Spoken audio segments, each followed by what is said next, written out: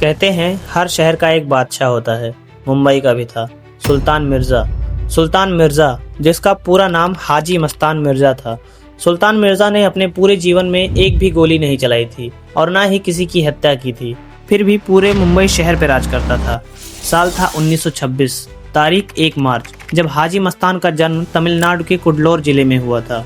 वो तमिलनाडु के एक गरीब मुस्लिम परिवार में पैदा हुए थे। बचपन में ही वे बम्बई के डोंगरी बंदरगाह पर मजदूरी का काम किया करते थे। साल था 1950। भारत में बहुत सारी विदेशी चीजें जैसे टीवी, सोना, इलेक्ट्रॉनिक सामान इंपोर्ट करने पर पाबंदी थी। इसी पाबंदी का फायदा उठाकर सुल्तान ने स्मगलिंग शुरू की। वो शिपिंग कंपनियों और कस्टम ऑफिसर्स से सेटिंग करके माल को अंदर लाते थे। जल्द ही उनका नेटवर्क अरब देशों तक फैल गया।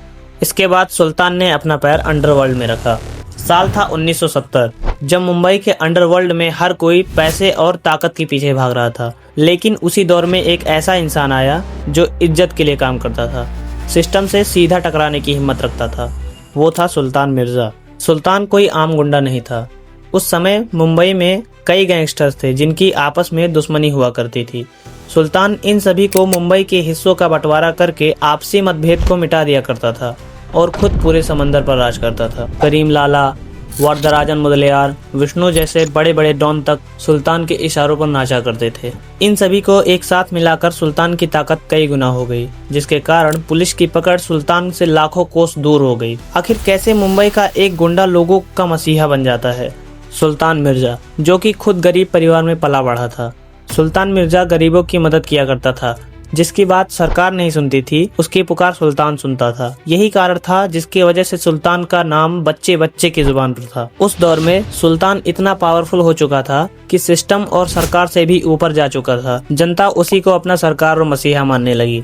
इसके इलाके में कोई भी भूखा नहीं सोता था। लोग कहते हैं कि अगर मुंबई में किसी का कोई मामला सुलझाना है तो सुल्तान के पास जाओ। सुल्तान का एक ही नियम था, धंधा करो पर इंसानियत मत छोड़ो। उसका नियम था कि शराब, हथियार और ड्रग्स का व्यापार नहीं होना चाहिए। यही सोच उसे बाकी गैंगस्टरों से अलग बनाती थी। सुल्तान मुंबई का डॉन ही नहीं बल्कि मुंबई का रॉबिन हुड था। लेकिन हर कहानी का एक अंधेरा मोड़ भी होता है। सिस्टम सुल्तान को बर्दाश्त नहीं कर पाया क्योंकि वो सरकार से भी ऊपर उठ चुका था। वो लोगों के दिलों में जगह बना चुका था। राजनीति को डर था कि अगर सुल्तान यूं ही आगे बढ़ता रहा तो वो एक दिन ऐसा आएगा कि सुल्तान सत्ता से भी ऊपर चला जाएगा। और ऐसा ही हुआ। सुल्तान ने सब कुछ छोड़कर राजनीति में कदम रखा। पर राजनीति भी अजीब होती है। जब सुल्तान सब कुछ छोड़कर राजनीति में आते हैं तभी कुछ ऐसा होता है जिसकी कल्पना किसी ने नहीं की थी। सन 1994 को सुल्तान को अचानक दिल का दौरा पड़ता है जिससे उनकी मौत हो जाती है। सुल्तान गया जरूर पर उसका नाम आज भी नहीं मिटा। उसकी सोच, उसका अंदाज आज भी लोगों के अंदर जिंदा है। सुल्तान ने सिखा दिया कि डर से नहीं बल्कि इज्जत से भी राज किया जा सकता है। सुल्तान मिर्ज़ा मुंबई का वो बादशाह था जिसने अंडरवर्ल्ड में भी इंसानियत जिंदा रखा।